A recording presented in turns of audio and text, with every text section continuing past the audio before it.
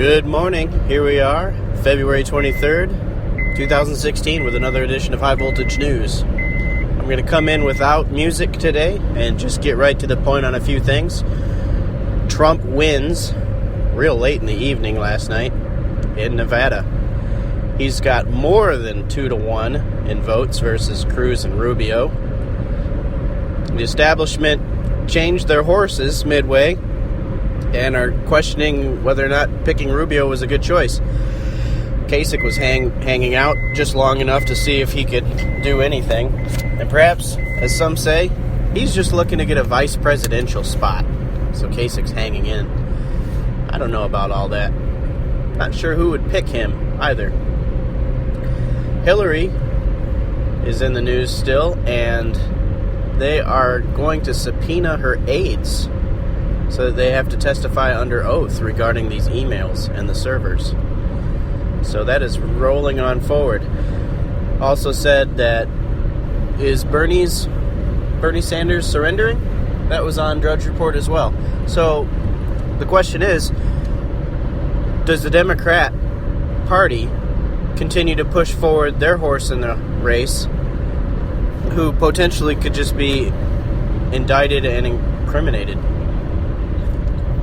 That's the real question. So they have to keep going, unless they're just going to insert someone else and then give those delegates that she already earned to someone else. I suppose they could do that if they're already flipping coins. So they're in a precarious situation when their candidate is truly just a criminal on the street that just hasn't had her day of reckoning. But it's coming, and they'll have to account for that as well. In fact, it could be a good excuse to save face as to why they don't have anyone better to run. But the thing about it is, O'Malley was probably better than the two of them. We'll never know because they blocked him out in the very beginning. But a lot of this just doesn't matter in the regard that everybody is waking up to the fact that the establishment tries to put a pony in on both sides of the horse race. Neocon in the Republican, and then just all-out hell on wheels in the Democrat Party. Because either way, their man wins, and the agendas that they throw through Congress that don't even get read will get passed into law, as long as they grease the right wheels. But I'm glad to see that the anti-establishment, the Republican-Democrat duopoly candidate, the one that goes against all of that, Trump, is in the lead by big margins. It also said that he has more votes than Romney had in 2012. He also has way more than McCain had in 2008. So we're already seeing great things happening there with another victory in Nevada. And they're a little scared about Super Tuesday.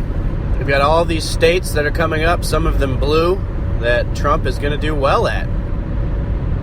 Early polling is already showing some good numbers. They're optimistic about what they see happening in those other states. A lot of first place spots, some second place spots that could turn into first place spots. And I don't think we're done seeing some of the problems that come with Ted Cruz. I feel like there's going to be some new things that come to light regarding Ted Cruz pretty soon. I don't have any special inside information. It's just that I don't even think Trump's really started punching at him yet. And Rubio, we're still... I don't know. I don't even think Rubio matters. They just propped up a guy in a suit. That's all they did. They threw a lot of money at it, just like they threw a lot of money at Bush. Just a complete waste of money. North Korea's in the news again, threatening, war against USA. The guy's just a nut job. The regime is a nut job. I can't believe those people just don't get him the hell out of there. Blows my mind. I guess they're just all scared.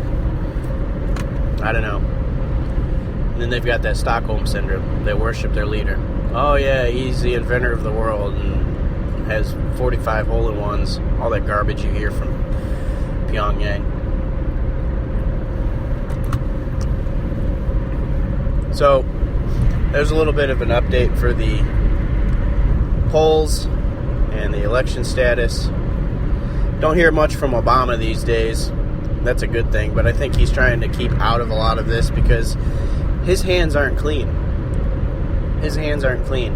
We've stopped talking a lot about Syria. We've stopped talking a lot about Fast and Furious and Benghazi. There are some others that are talking about it, but he's got 7 years of crimes against humanity in some regard. He keeps on going into Yemen with the drone strikes. He's not squeaky clean either. And he's probably just as scared as everyone else because people are waking up to the fact that it's a globalist agenda that has put its tentacles inside of Washington, D.C. That gutted England before it was declining as an empire. When manufacturing and the industrial base leaves the country, the middle class just goes south, into poverty. And we saw that around the time of World War I, World War II, and England was in decline. By the time 1945 rolls around, it's a done empire. Even with colonies and territories and things, it just wasn't fueling the fire for empire growth. They're trying to do that to America, and that's the point I'm trying to get at.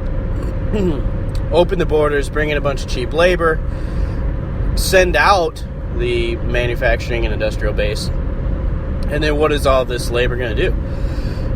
I don't know, service jobs? But the money was in the manufacturing and in the industrial base. And now you've got Riyadh saying what we said a year or two ago, which was it's all about cutting into the price of oil so that American companies cannot profit and continue to stay in business. Because the fracking industry, as everybody knows, needs about $100 a barrel to make a profit. And with prices at like $30 a barrel, it's not going to happen. They're not even getting a third of it. And now Riyadh is on Drudge Report today, February 23rd, 16, saying that, oh yeah, you're just going to have to suck it up or stop producing oil, basically. They're not going to stop pumping, is the point. They're just going to keep on pumping. But think about it. It's the only commodity that they have besides terrorism. They're not sending out truckloads of sand and creating a huge import-export business with that. They've got oil. They've got rugs. They've got terrorism. There's not a whole lot else going on over there. And so, okay, certain elected politicians can say, we've got cheap gas. We've got good things rolling for all of you American people. But it's not really because they did anything. It's just a big supply issue. Oversupply. But perhaps it'll give us the opportunity to get into some other things, like Elon Musk's $3,500 battery that goes on your wall that can power your house through the night while your solar panels aren't getting any sun. It's amazing. It's like 24/7 energy for your house if you have solar panels in this battery. You don't need all those ugly, liquid batteries in series or parallel sitting together in a block of like 10 batteries looking ugly in your garage. You don't need any of that. No, it's just this little thing you hang on the wall. It's like 1 foot by 3 foot. It's awesome. It sticks out about 4 or 5 inches. So it could be an opportunity for us to transition. There's a lot of good technology out there that we're not getting into society because that's part of the breakaway plan that the globalists have. Let everybody suffer until all of chaos engulfs everybody, and then when they're left standing, they can roll out some new technology and enjoy it for themselves. That's why you don't see a whole lot of changes taking place in what you see in the everyday commonplace with technology. We get so enthralled with the 7th generation of an iPhone, but if you still think about a lot of things, we're still using a lot of old or outdated technology. Cars are still cars. 2 axles, 4 wheels. We make improvements, but it's still the same basic invention. There's just a lot more out there that we could be doing. So maybe it's a good opportunity. It will be interesting to see how far they let this go. Saudi Arabia, oil, even with Turkey, pipelines running through there between Russia or not using Russia, Syria the same. All of that. This whole industry that they have based on petroleum. It'll be interesting to see how long they really let this thing go on. Because it's interesting to me because geopolitically, the leaders that base their whole economy or their whole government on the profits or sales of oil, their paradigm could change in a heartbeat. Right now it seems like they've got the upper hand because the fracking price is so high, so America will suffer. But at the end of the day, we're sitting on the biggest oil reserves. We just haven't even used them. We haven't even tried to sell them for profit. So we can continue to use this oversupply that Riyadh wants to push out into the world, and then they'll run out of oil before we do. Although, if we're not smart about it and we don't tap into ours or show them that we will, then they'll be able to hold that over our head with a monopolistic price structure, if they chose to. Although there's other competing interests. There's other countries. They'd have to almost band together a little bit, which is I think what they were worried about with OPEC in the 70s, but don't seem to be talking too much about OPEC. The interesting thing about this is Donald Trump, if he gets elected, goes in there, you don't have issues with trade and oil. You don't have issues with having the Middle East hold this over our head. You know why? Because he doesn't make deals that suck. It would be the first time in a long time that we have a winner and not a loser that we all get behind and suffer the consequences of. And that's essentially what it is. Oh yeah, we've had all these presidents, blah, blah, blah. A lot of them are losers as far as wheeling and dealing goes. You have to be able to wheel and deal. A lot of them have been studious, gone into school, studied the Constitution, studied the law. But what the hell did that ever get them as far as learning any business sense?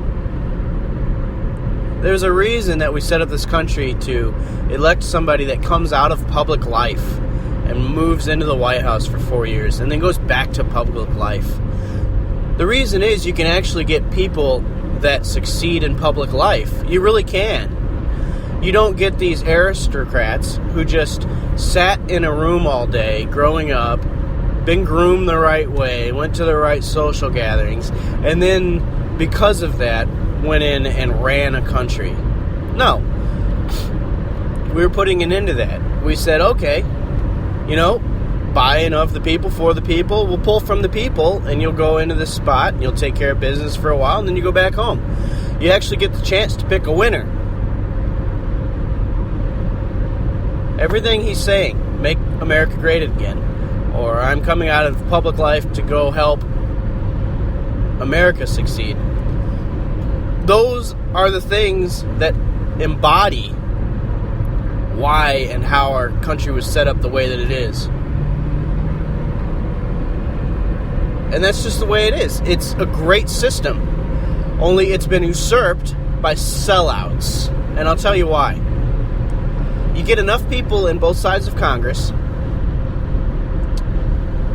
to go along with agendas that aren't even really by the people for the people. And then you have this situation where it's been hijacked. I don't know how else to put it. It's been hijacked. That's sad. I can't tell you how sad it is. But I want to see it come to an end. It needs to come to an end. We can't survive much more with all of this going along as it is. 20 trillion in debt? What does that turn into? 40 trillion? 60 trillion? 80 trillion? 100 trillion? How much debt does that turn into because they've chosen to leave the country as a shell of itself?